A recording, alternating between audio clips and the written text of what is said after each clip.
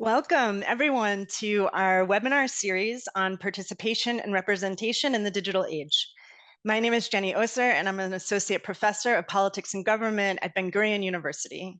I'm also the principal investigator of an ERC project on this topic, and I'm honored to introduce our speaker today, Professor Hahrie of Johns Hopkins University. Hahrie is a professor of political science and the inaugural director of the Agora Institute at Johns Hopkins University, which is an academic and public forum dedicated to strengthening global democracy. She's also the director of the P3 Lab, which advances research on people's participation in public life. And she's published a wide range of high-impact journal articles, and books. So to make the most of our time with Hahrie, a few notes on how we'll run this webinar. First, Hahrie will speak until the top of the hour. Second, I'll introduce our course panelists who've prepared questions in advance about the article that Hahrie will present. And third, we'll select questions that participants write to us in the chat for Harrie's response. So during the talk, we welcome you. Send your questions to us in the chat to any of us who are defined as co-hosts for the panelists' review. I'll add that we're also very honored that Professor Matthew Bagetta of Indiana University is also joining us today. Matt is a co-author of this article and a leading international scholar of civil society, so we may learn also from Matt's wisdom in the Q&A. Thank you all for joining us, and Hahrie, the floor is yours. Thank you. Thanks so much, Jenny. It's always really good to have a chance to be with you, and it's really nice to have all of you here. And let me just share my slides first, make sure that that is going. Okay. Are you guys seeing the slides correctly? Yes. Can someone give me a thumbs up? Yeah. Okay. Great. So as Jenny said, this is, I was going to talk about a paper that is co-authored with Jenny and also with Matt, who are both on. And so this is actually the first time I'm presenting this paper in this format. And so I really welcome Jenny and Matt, both of you, to chime in. I'm sure I'll get some things wrong. And so definitely welcome your input. And so I thought that what I would do today is kind of do three things. One is just kind of talk about my overall research agenda so that you can kind of see how this paper is situated in a broader kind of frame of research. I'll go through the paper itself and highlight some of the key findings and things that we were trying to do. And then I'll sort of end with some of the kind of current questions I think that emerge from this paper and link back to some of the other research that I've done. So hopefully it'll situate this into a broader frame. Okay, so to start, what I thought I would do is, so I've been a political scientist now for many years, as it turns out, and I would say that kind of like the animating question that's underlied a lot of the research that I've done is kind of this question of the role that small d democratic organizations play in shaping the capacity of people to work together, to essentially engage in different forms of collective action, but to also make that collective action matter in the public sphere, right? To sort of exercise power in the political process. And so I think part of what differentiates this work from some other work that's been out there is I'm, explicitly focused on democratic organizations. And so we're thinking about, I spent a lot of time thinking about civil society and associational life, the different entities that kind of bring people together to help learn the capacities for citizenship and so on. I'm interested in sort of the mechanisms through which people learn to engage in collective action and for that collective action to actually matter. So a lot of the work that I do also intersects with work on social movements and organizing, as we did in this paper and other literatures. Unlike some of my colleagues in political science who I think a lot about some of the behavioral roots of participation, I'm particularly interested in the role that organizations, and I use that term really broadly, play in shaping people's participation. And so, I'm not tied to sort of the idea that it's a formal organization. It could be a network, it could be an informal group, it could be a movement. But really, I'm interested in the role that these kind of collective entities or these intermediary institutions play in shaping people's participation.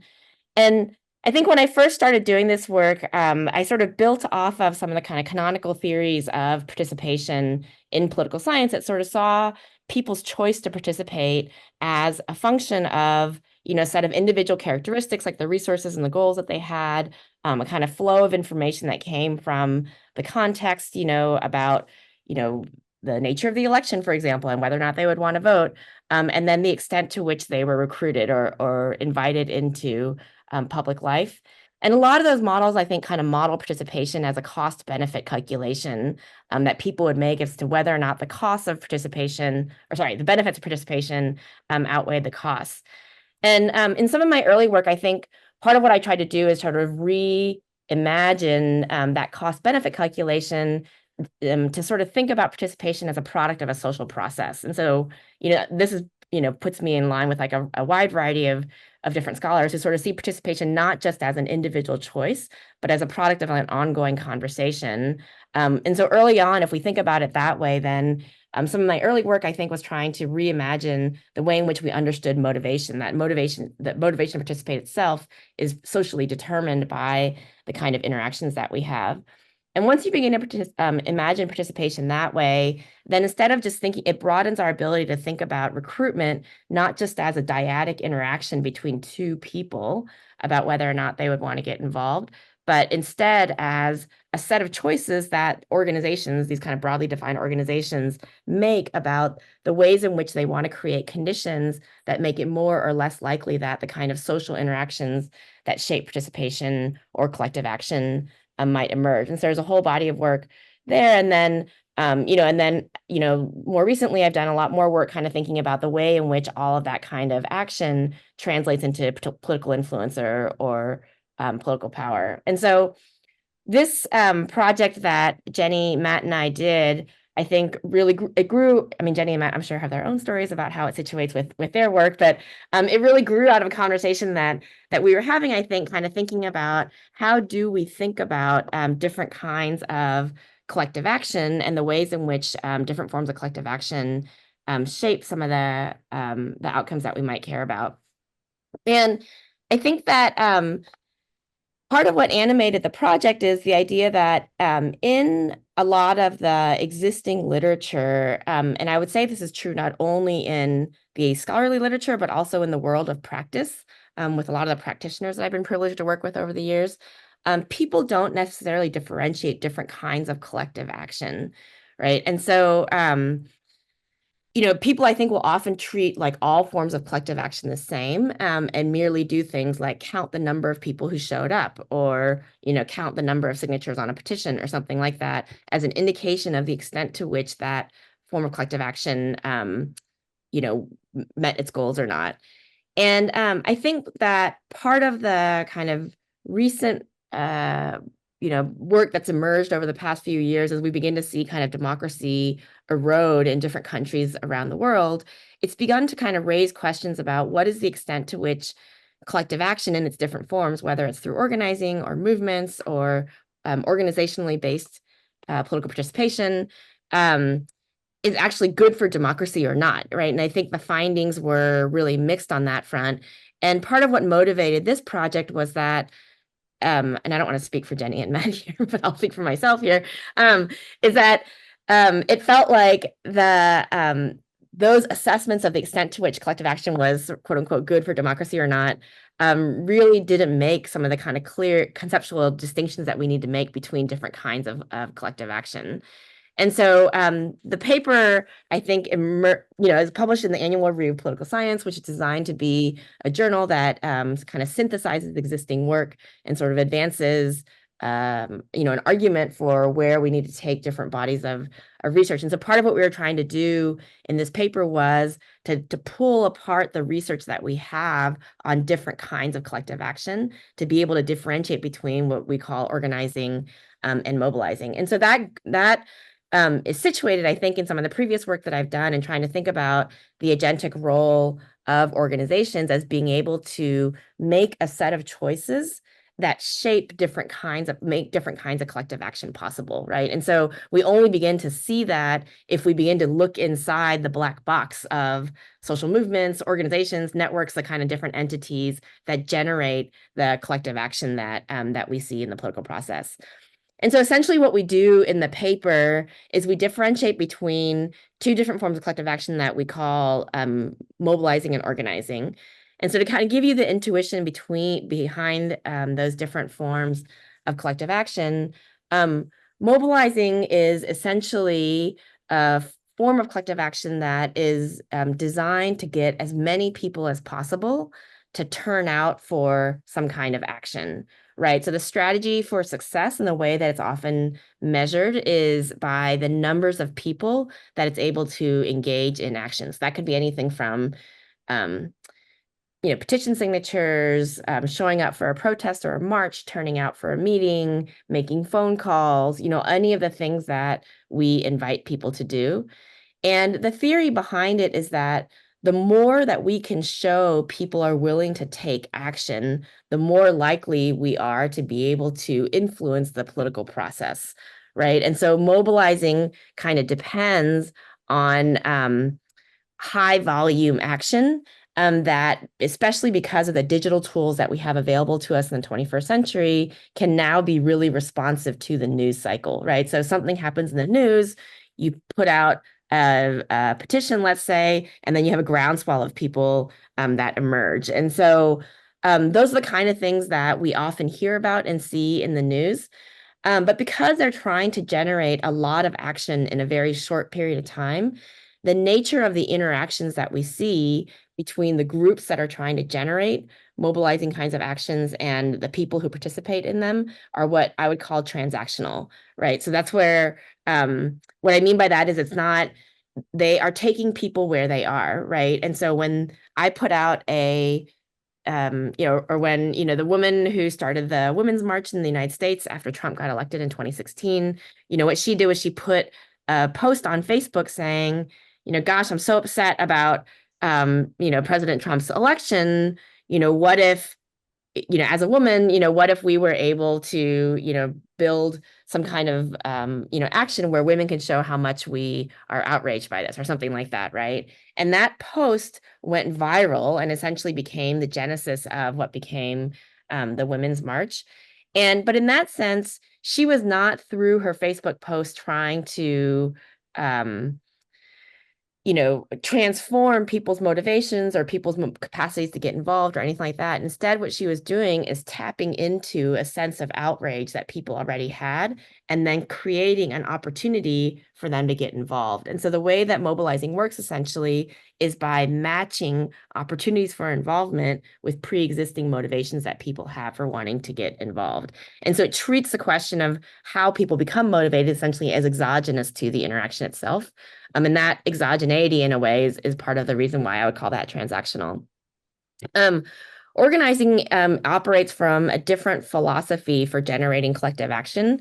And so the theory behind organizing is that success or effectiveness comes not just from the volume of people that you're able to engage, but instead through the extent to which you're able to build both a leader-rich and an organizational infrastructure that can sustain action over time, right? And so if I'm just trying to get 1 million people to show up once, then the way in which I would organize that is different than if I'm trying to get 500,000 people to do a thing over over and over and over again over the course of a year. And so organizing kind of focuses more on thinking about longer term campaigns that sequence a series of actions and engagement over time.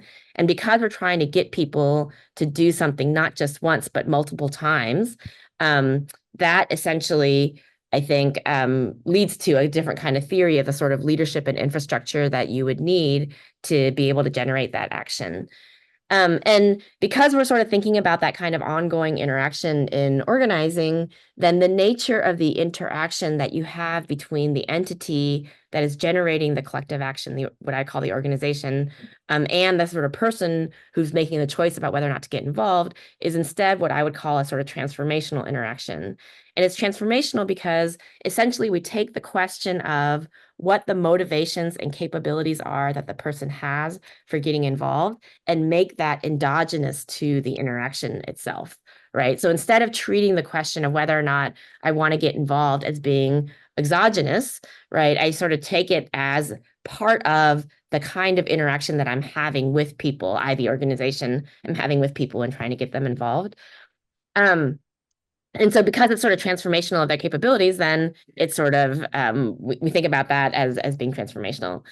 And so just to kind of tie this back to sort of some of the other work that I've done. And so this, so to me, like, that's part of the reason why I think in thinking about my research, I always sort of start with, the model of how we think about what it is that sort of, what are the inputs to people's choice to participate. And we know that, I think it's Verber Schlossman Brady who famously said that, if people don't participate, it's because they couldn't, they didn't want to, or they weren't asked, right? So they couldn't, meaning they didn't have the capabilities, the skills, the resources, whatever it is that they needed. They didn't want to, meaning they weren't motivated, or they weren't asked, they weren't recruited, right? And so essentially what organizing does is it takes all of those things and makes them endogenous to the sort of interaction itself, right? So the question of whether or not someone invites you into participation, the question of whether or not you might be motivated, and the question of what the skills are that you would need to be able to interact.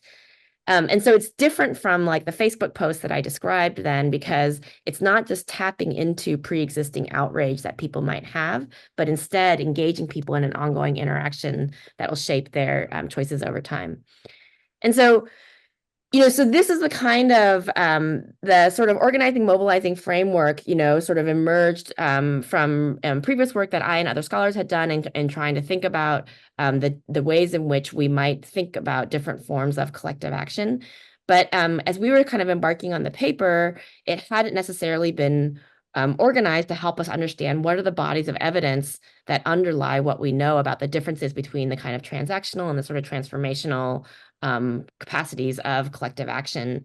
And in particular, because most of the research focused on more of a mobilizing frame, we didn't have a place yet that sort of aggregated what we know about the capacity of organizing type actions to be able to do the transformational work that is inherent to the philosophy. And so that was what we're trying to sort of do in the paper, is kind of synthesize those bodies of work. And so this is just the figure from the paper that kind of, we started with the help of people who are here, it sounds like, to just kind of map where organizing appeared in existing literature. The three of us kind of come out of political science and sociology, so those are the fields that we knew best. But as we began to map the literature, we saw organizing appear in lots of other fields, criminal justice, public health, environmental studies, a wide variety of different areas that had begun to think about everything from organizing to grassroots engagement to social movements to environmental justice questions and labor studies and different things like that. And what we tried to do in the paper then is kind of create a framework that began to essentially take all this work from across these different bodies of literature and map them onto what we know and don't know. And so the way that we did that essentially is that we synthesized the literature into three levels of activity, and micro, meso, macro, right? So what do we know about the kind of micro foundations of organizing and the capacity of organizing to shape kind of people's individual behaviors and actions? That's sort of what I've been talking about the most. Meso would be sort of things that exist at the organizational level, broadly, organization being broadly defined still. So what do we know about the kind of the entities that shape people's participation and collective action, and what is the extent to which the literature kind of gives us insight into what the relationship between those meso level entities and organizing is. And then finally, how does organizing interact with the macro political sphere, And so those are the three levels that we began to look at. And so essentially then, if we were to sort of build on the existing theory about the difference between mobilizing and organizing, we sort of divided our findings in our synthesis of the findings into these three categories of micro, meso, macro. And so I'll just go over them really quickly. I think, at the micro level, we're looking at the extent to which organizing is able to shape the kind of motivations, capacities, and relationships that people have. And we didn't use this metaphor in the paper, but I'm just going to use it here. I used it here in the table just as a shorthand. One way to think about the difference between mobilizing and organizing is that mobilizing is like casting a net, and organizing is more like trying to create an engine that drives people's interactions. And so what I mean by that is that mobilizing is like putting a big net into the water, right? And then scooping up whatever fish you find who happen to be in the area, right? And the reason the fish are there is because for whatever episodic biographical reasons, they're already wanting to get involved in the kind of opportunity that you're offering, right? So if it's to participate in a women's march, it's that there are people who are already outraged about Trump's election in the United States, and the Women's March offers them an opportunity to get involved in ways that sort of speak to that motivation.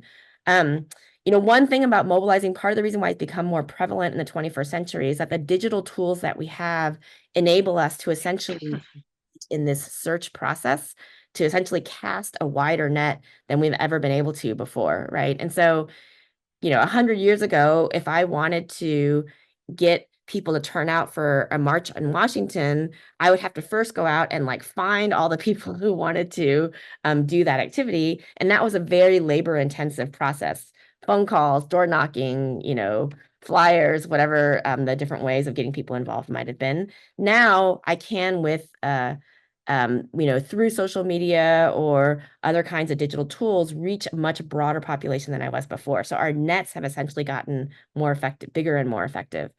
Organizing instead works the level of being an engine. So instead of just kind of like casting a net and seeing who swims into it, right? The organizers are essentially trying to drive people's motivations, capacities, and relationships and reshape them in a way that transforms them in the ways that we've already talked about. So I won't sort of say more, but that's kind of the basic intuition between the mobilizing and the organizing. And a lot of what we do in the research is kind of in the paper is sort of summarize the research on what we know about how it is able to be transformative at those levels.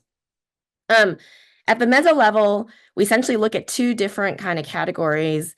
Essentially the kinds of relational processes that these meso level entities create within the context of trying to generate organizing, and then the way in which they distribute power or the way in which they sort of make governance decisions, right? So how is it that the sort of meso level entities govern themselves?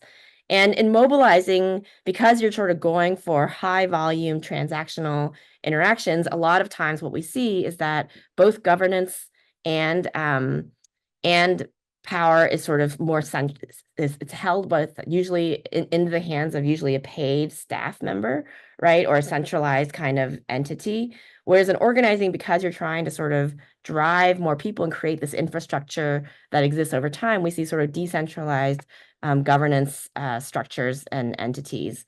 And I also put here that about the difference between kind of persuasion and collective consciousness, and thinking about the sort of nature of the relational processes that these different entities create in organizing, because they're trying to do things like generate a sense of collective identity or otherwise kind of shape the sort of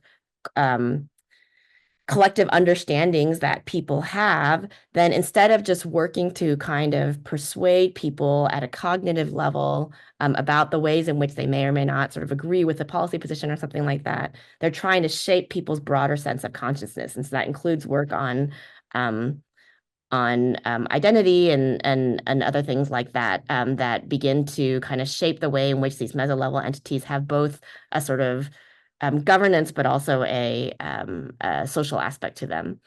And then finally, at the macro level, we look at the ways in which organizing shapes the kind of constituencies that are involved in the public sphere, and also the ability of political institutions to be responsive to them.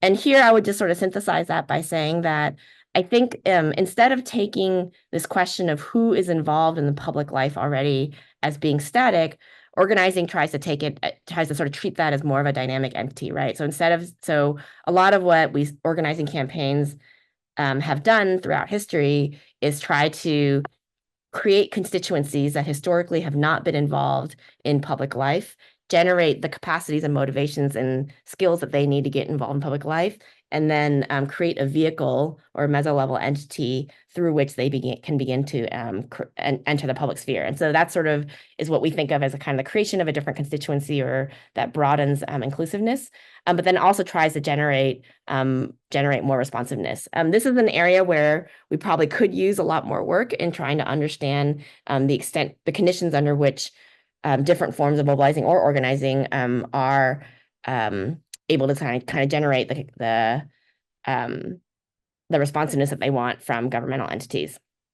So that's what most of the paper, I think, then kind of focuses on summarizing the research that we have there.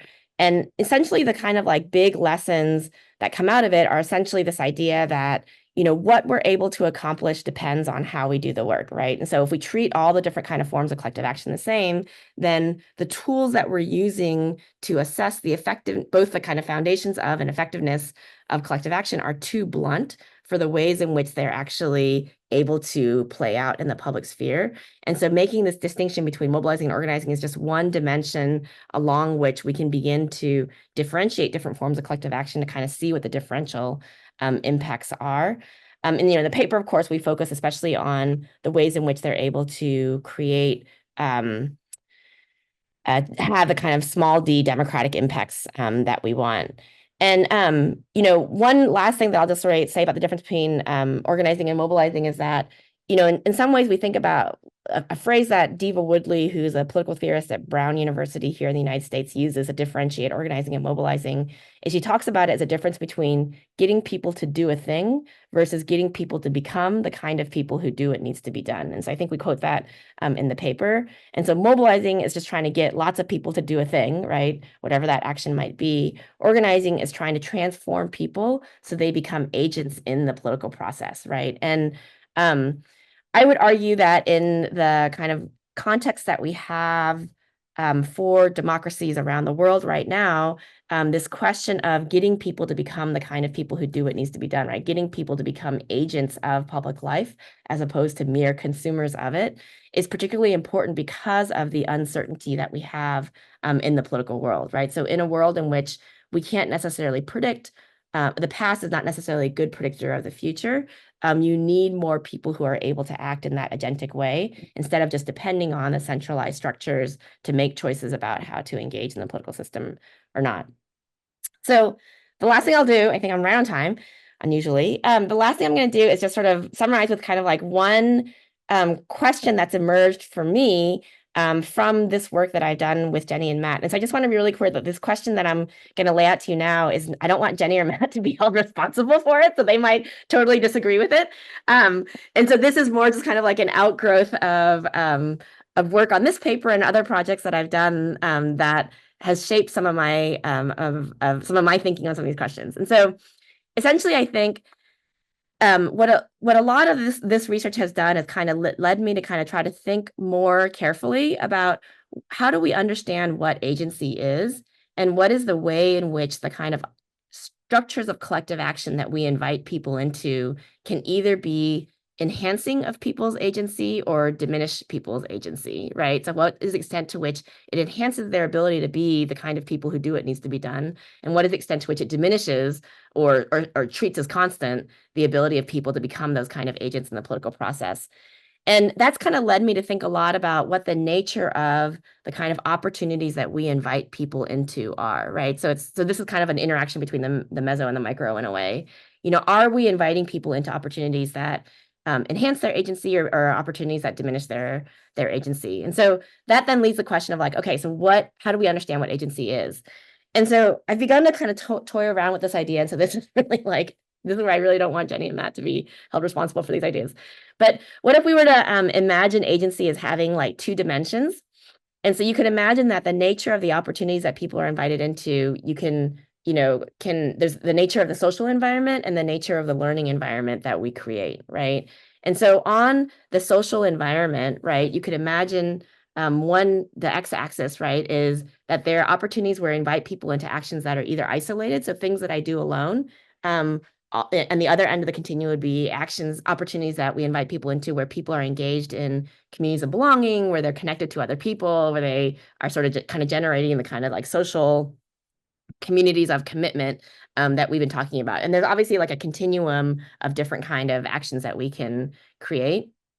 And then on the other axis, you could imagine that every opportunity that I invite people into can either be one that enhances their learning or not, right? And so things that enhance learning, whether in politics or in life, right, are sort of things that sort of, give people the opportunity to take risks and to explore, right? And so if you think about like how children learn to ride a bike or, develop a new skill or any of these kind of things, like, essentially what they have to do is they have to try it and then they fail and they try it and they fail and they try it and they fail, right? And it's through that iterative process of essentially like getting on the bike, falling off the bike, learning what they did wrong, and even if it's not purely cognitive, right, their body is learning how to balance on the bike by falling off again and again and again, right? And so it's that opportunity to explore and take risks that generates the learning for people. On the other end of the continuum, you have opportunities for learning that essentially don't involve any risk, right? That don't offer people the opportunity to explore new things and essentially invite people into actions that have predictable outcomes.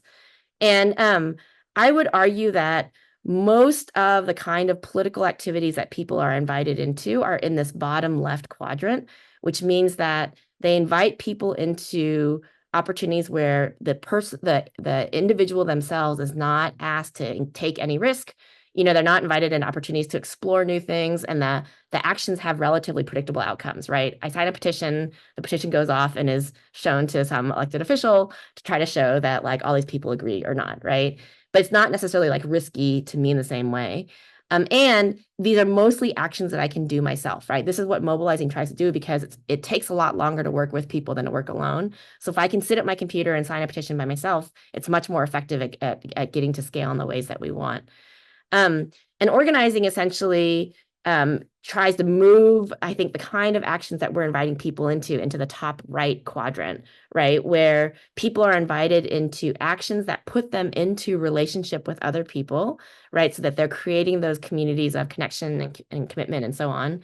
And it invites people into actions through which they can engage in some kind of exploration or risk, right? And so that's where people are asked not just to like do a thing that a centralized staff person designed, but instead invited into opportunities to kind of strategize for themselves what the actions are they might want to take. And that's how we see those decentralized governance structures and so on. And so anyway, so part of what I've just been playing around with is trying to think about, if we were to manipulate these kind of dimensions of the kind of opportunities that we give people, does that differentially shape the kind of the sense of people's ability to kind of become the kind of people who do what needs to be done or not? And so that's just sort of one area that that I'm taking the work. But I will pause there and see if people have any questions that they want to ask. And I'll turn off my slides. Okay, thank you, Hahrie. Wow, you managed to both fully summarize the argument of the article and lay out like a full new agenda. And I wanted to highlight this new, I hadn't heard you describe it before, this metaphor of mobilizing as using the fishing net to bring it in and organizing versus the engine, I think really captures something that I hadn't thought of before. So thanks for that. I'll now introduce, we have 3 student panelists. They're all BA students at Ben-Gurion University in our Department of Politics and Government. They'll ask their questions one after the next. So if you want to take notes, you're welcome, Hahrie. And then we'll hear your responses to the questions. A reminder to participants, you're welcome to send to the co-hosts in the chat any questions you'd like to have us consider for the Q&A.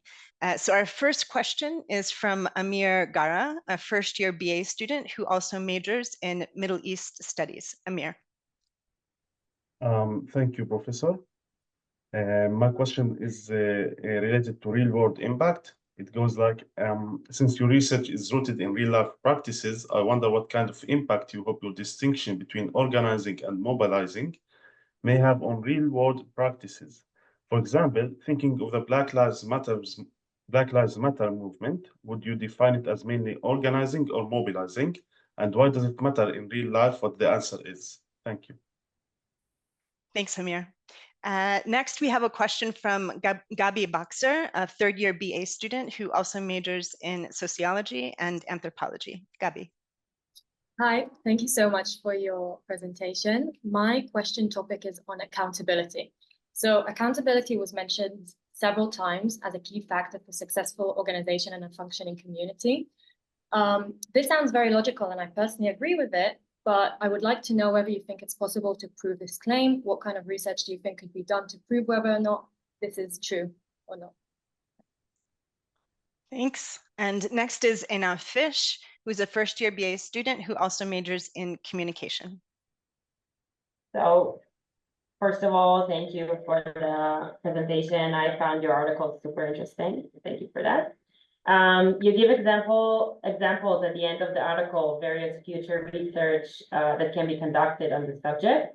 If you could choose one that you would make the most important contribution to new knowledge on this topic, which one would it be? Thanks. And we have a final question from our students for this first round of Q&A, and it's about literature mapping. I think we have a slide that may appear here.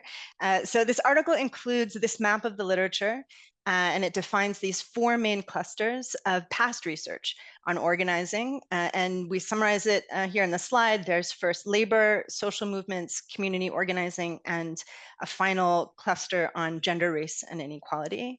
And we were wondering, how do you think this map might look different 10 to 20 years from now? And together with that, what areas of research do you think deserve the most new research in the coming years?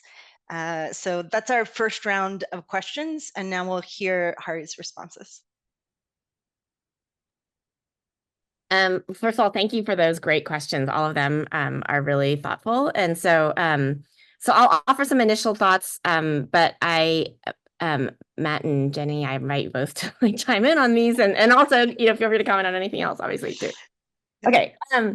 So Amir, so it's a great question. One thing I probably didn't say, but in other versions of some of these kind of talks that I do, is that I've always tried to do my work in a way that meets what I call the kind of twin goals of rigor and relevance, right? Like I want the work to meet the highest standards of academic rigor so that, what we learn is actually true, but also want to do work that is relevant to the real world. Like I didn't get into this profession only because I love talking to political scientists, which I do, but because I wanted it to be meaningful for people who are trying to engage in collective action or other forms of political activity out in the world. And so in my mind, the distinction between organizing and mobilizing matters primarily because if we can differentiate the ways in which different forms of collective action are the same, then political actors are able to become more strategic and intentional about it, right? So if we don't have the frameworks that help them understand the ways in which engaging people in high volume, quick activity is different from the ways in which, building a campaign for the long term and what implications that has for structure and accountability and the kind of nature of the invitations that you give of people and stuff like that, then when I'm an organizer and I'm trying to get people involved, I can't make strategic choices about which direction I want to go in, right? And so I think that there's a way in which the framework itself enables a kind of intentionality that we would hope that we would see in people who are generating this kind of work. In terms of Black Lives Matter in particular, so I'm most familiar with the way in which Black Lives Matter has been instantiated in the United States. I know that there's a global aspect to the movement, and part of what is challenging in thinking about the difference between organizing and mobilizing in other contexts that I'm not as familiar with is that you really have to understand some of the internal practices of how they work in order to understand whether or not they might be doing mobilizing or organizing. And so I just don't have that visibility into different kinds of movements. But what I will say about Black Lives Matter in the US is that I don't know if you all remember many, early on, I think it's been like almost 10 years now, but Michael Ferguson was an unarmed Black man who was shot and killed by police in Ferguson, Missouri. And that sparked a lot of the kind of like early waves of protests that generated Black Lives Matter. And I remember talking to one of the Black Lives Matter organizers at the time, and she said that that was a really kind of pivotal moment for them because that was a moment when they had all the things that you would want if your strategy was just mobilizing, in the sense that she was on the news every night. They had tons of media attention. They had lots of people who were pouring into the streets, who were taking different kinds of actions, who were donating money, who were doing all the different kinds of things that we would think of. And the movement had like gone to scale, so to speak, in the way that mobilizing tries to do. But then at the end of 6 months or 12 months of activity, depending on how you might define it, what they realized is that they had not actually changed conditions on the ground in Ferguson, Missouri at all, right? So they had not actually been able to, even though they had this kind of high volume activity, be able to accomplish the change in the world that they wanted. And so that's when they began to pivot more towards an organizing model where they were thinking, we can't just rely on the people who are already mad. We've got to figure out how we're going to sort of bring new people into the movement and then generate structures for ongoing activity. And so if you look at the internal practice of some of these entities, like the difference between Michael Brown and George Floyd, and that I think it was like a 6-year period or something like that, was really different, at least in terms of how it was instantiated in parts of the US. Okay, Gabby, your question on accountability. So I didn't talk about accountability much here, and part of the reason I didn't was because I love the idea of it so much that I was afraid if I started talking about it, I wouldn't stop, and then I would never get to anything else. So yeah, so you're totally right in the sense of it's I do, especially when we think about kind of the differences between different forms of collective action at the meso level. I think this question of accountability is really important. But I think what's implicit in your question, and you were too polite to say it, is that in some ways it's kind of under theorized, and both in our paper. But I think hopefully that's not just the fault of the three of us, but it's also just kind of reflected in, the broader literature. Like we haven't I think we don't have the kind of theoretical tools to be able to sort of say, this is a highly accountable organization and this is not, and I think that's true for a couple of reasons. One is that, accountability is ultimately about, it's similar to kind of like a lot of the literature that exists in political science about things like representation, right? How is it that constituents are able to hold their leaders to account, right? Make them accountable to their interests. And I think one of the things that's really challenging about accountability or studying accountability right now is that the mechanisms for accountability that we have in the 21st century are really different from where the theoretical literature on accountability is. And so a lot of the theoretical literature on accountability was developed when our models for representation, kind of emerged from like John Locke in the 17th century. I mean, obviously I'm exaggerating, and there's been some development between the 17th century and now, but but basically it's like, we know that one can use elections, for example, to hold leaders to account, but outside of elections, we don't have as much theory that develops different ways in which constituencies can hold leaders to account, whether it's within an organization, like the kind of things that I study, or whether it's, at a broader scale. And so what I will say in terms of, to answer your question more specifically, is that I do think that a study that would be really interesting to do is to look at the difference between self-governing organizations and organizations that are not self-governing, and so there's a big tradition in the research around the importance of self-governing associations in civil society and democracy. I'm thinking of like Theda Skocpol's work and the work of many others. And one of the things we know is that we used to have more self-governing associations, probably like 100 years ago, and the structure of civil society in most modern democracies has changed such that many more of the organizations that we see nowadays in civil society are not self-governing. And what I haven't seen is an empirical study that essentially looks at what the difference effect is of being a constituent in a self-governing association versus one that is not self-governing. And by self-governing, I mean, an organization in which governance decisions are made by members, right? And that could be, members who elect leaders who then make decisions on their behalf, or it could be, members directly, like a more direct democracy approach. Like there's lots of different structures for it.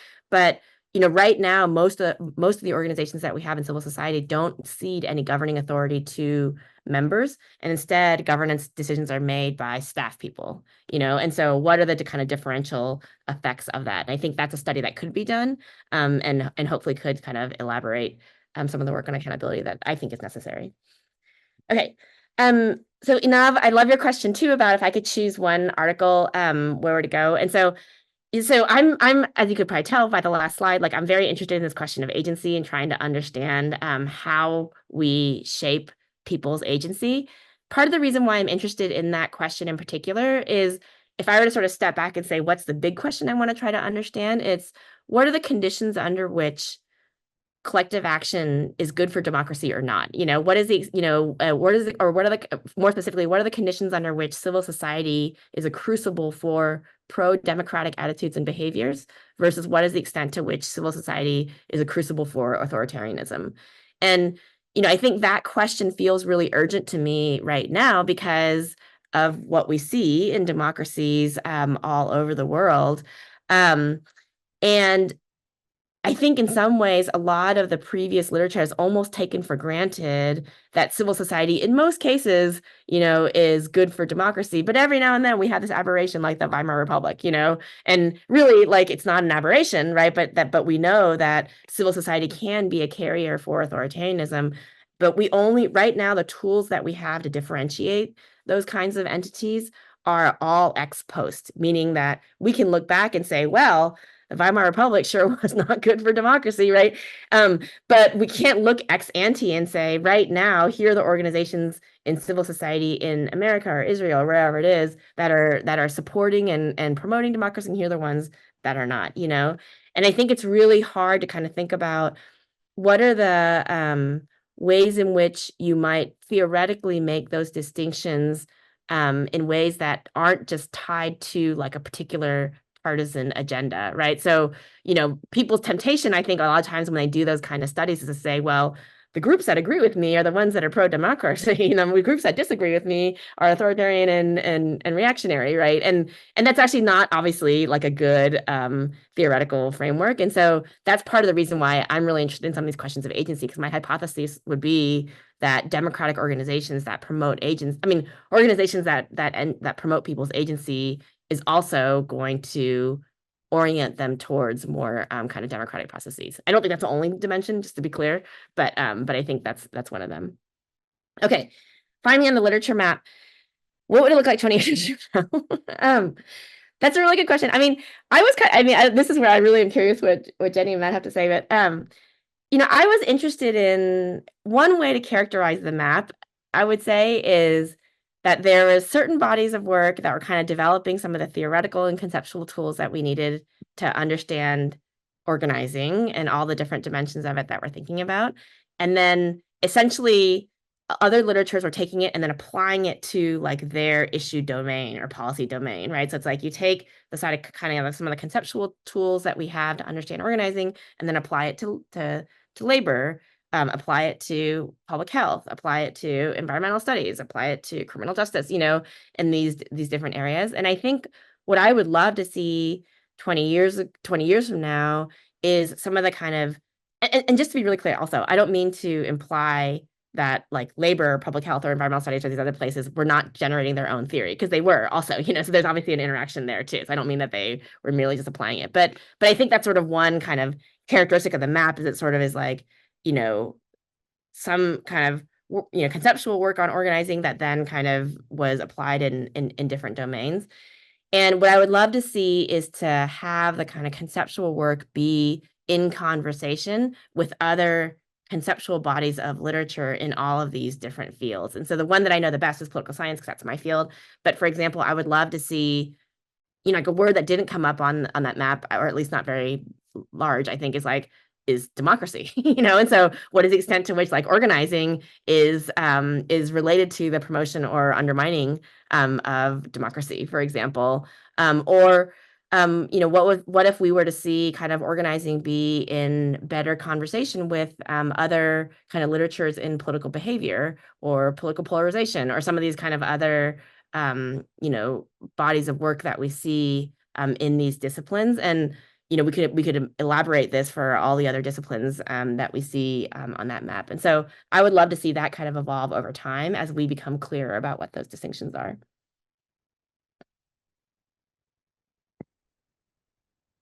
Excellent. Thanks, Hahrie.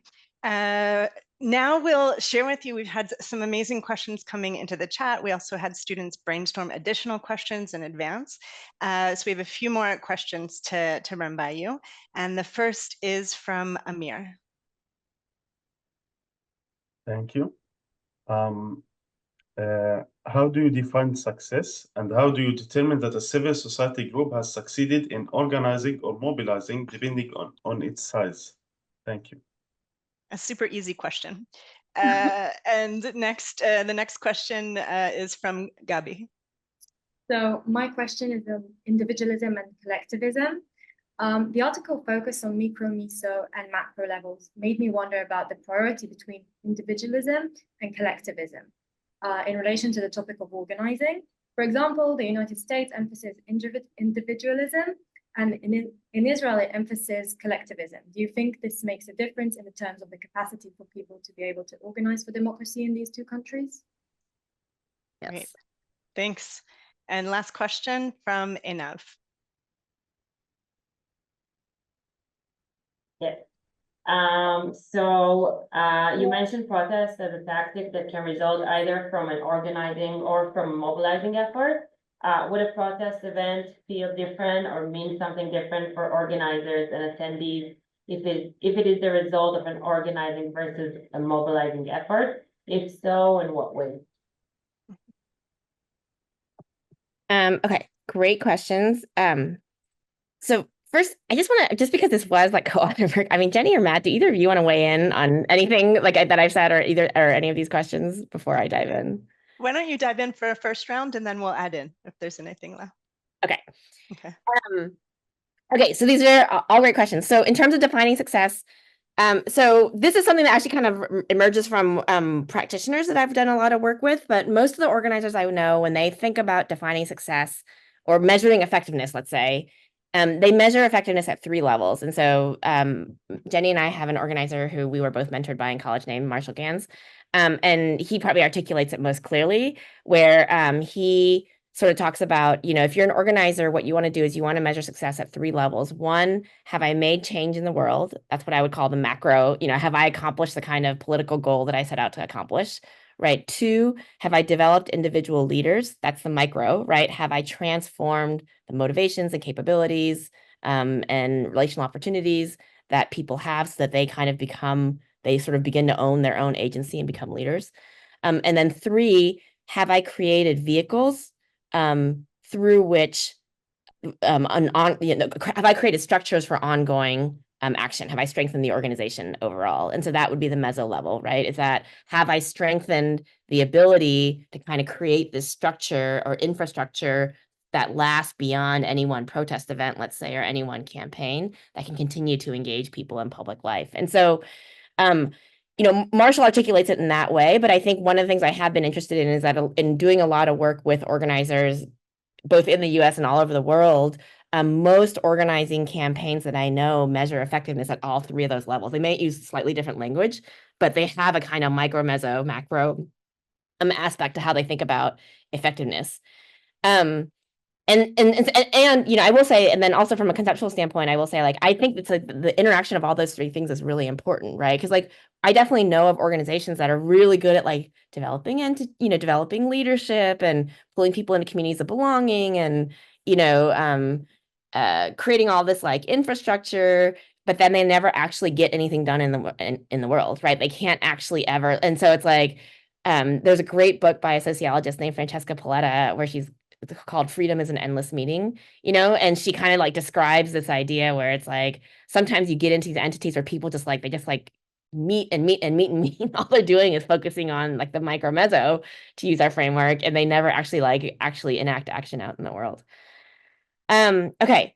In terms of the question on individualism versus collectivism, Gabby, so yeah, I think that's a great question. And it's funny because my most recent research project is with evangelical megachurches, like Christian evangelical megachurches in the United States. So I have a book coming out about that in September. And I myself am not evangelical. I'm not even really Christian. And but I found this research really interesting. And part of what I found interesting about it was because within these mega churches, they essentially were doing what I would call organizing without using the language of organizing. And one of the reasons why I think that they were that all the like instincts to doing it were there was because these churches had a real culture of collectivism, even within a society, as you point out, that is very individualistic, And so it's like people who belong to these churches were all people who wanted to feel like they were part of something bigger than themselves, And I think that is, and in some ways, it's like they gravitated towards these churches because the rest of American society is so individualistic. And so I think that your instincts, I would say, are absolutely right, that the culture within which these entities operate definitely affects the ability that they have to generate the kind of actions that we're interested in. I think individual and collectivism is one part of it. One other aspect that I think is also really interesting is, so recently I've also been doing some work in Singapore. You know, and I don't know how much you guys know about Singaporean history, but you know, Singapore is basically it's like you know, there are technical ways in which it is a democracy, but it's basically been ruled by one party, you know, and for its entire kind of like modern history. And but it's a very kind of like high functioning government, right? The reason why the party has never been there's never been any kind of opposition to the party is because they've always sort of like delivered on, you know, the outcomes that the population needs. And so I'm working with these organizations in Singapore that are trying to think about questions of collective action and so on. And one of the things that's really interesting to me is that there's like no culture of agency, you know, within the public, right? The sort of whole theory is that like if there's something wrong with our society, then we just wait for government to solve the problem because they always have, you know, and so there's no kind of culture of people taking responsibility for, you know, trying to solve problems in their community in the same way that we have in the United States. And so, you know, I think this question of culture is really interesting and one in which I think there's many complex dimensions that we can unpack over time. Okay, on the question of protests and now that you asked, so this is one of the things we talk about in the paper that I think is really challenging, which is that, you know, part of what's hard, I think, about theoretically making the distinction between mobilizing and organizing is that you can look at one visible action, political action in the world, and not tell if it's mobilizing or organizing without understanding what the sort of strategy and strategic choices and internal practices were that led up to that protest. And so this is related to Amir's question about Black Lives Matter, which is that, you know, those of us who are not like in the movement, so to speak, like we only see what we see in the news, right? So we only see the protests that emerge, the media stories that come out, the whatever, the different actions that they take. But to really understand if they were generated by a sort of mobilizing structure or an organizing structure, we have to understand how it's part of a broader campaign or not, you know, what the sort of kinds of choices that leaders were making as they were doing it, whether or not the action sort of built other kind of infrastructure as it was being generated. And so those are the kind of things that are often hard to tell unless you dig under the surface. And so one of the ways that I talk about my work sometimes is that I spend a lot of time just trying to open up this black box of collective action where, you know, a lot of scholarship just takes it as like, you know, the input is people, and then what pops out are the political actions that we see, and we kind of like black box that sort of all the processes in the middle that go from individuals to whatever actions kind of emerge. And part of the argument in some ways that we're trying to make is that if you open up that black box, there actually are important conceptual distinctions to understand.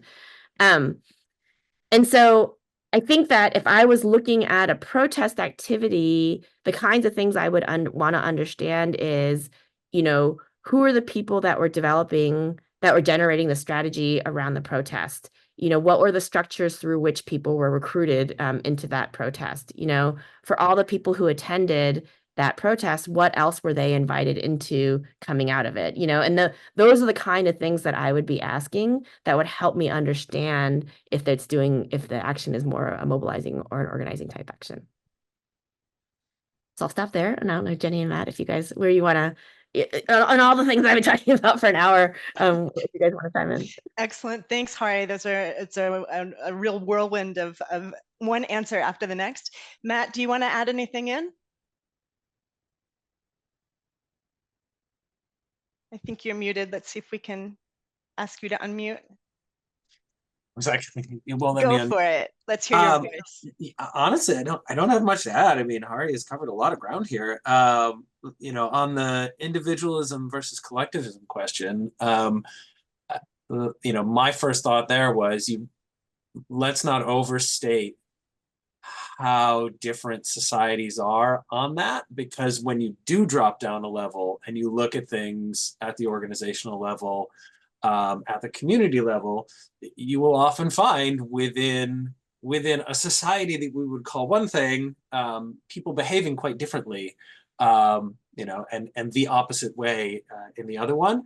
And so I think that's a situation where it's important to disaggregate which honestly I think is one of the driving themes through a lot of the answers to these questions, right? Is that if we just stand back and think, look at protest as a wave of protests, we're not actually recognizing the different organizations and the different dynamics that went into getting some people out to that versus other people out to that.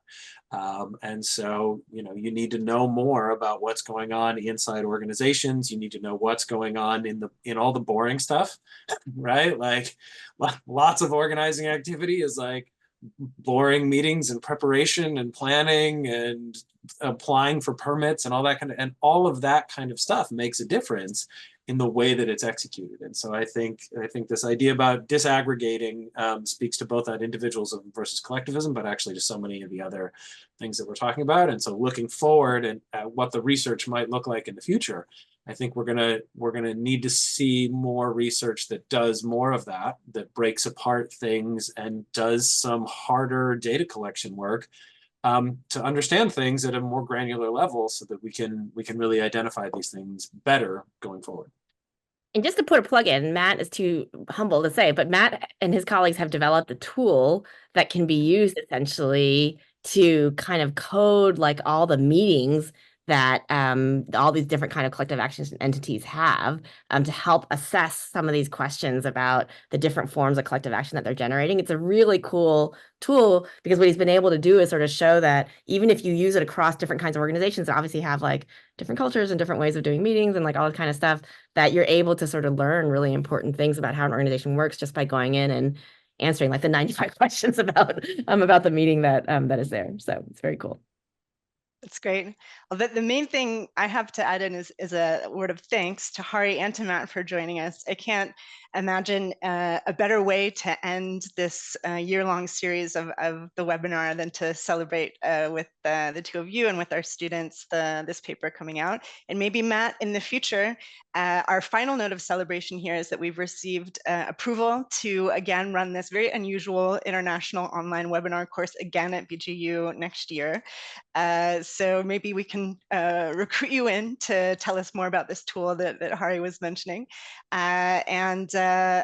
We look forward to announcing those speakers for next year and seeing you all again next year. So thank you all for joining us, and see you soon.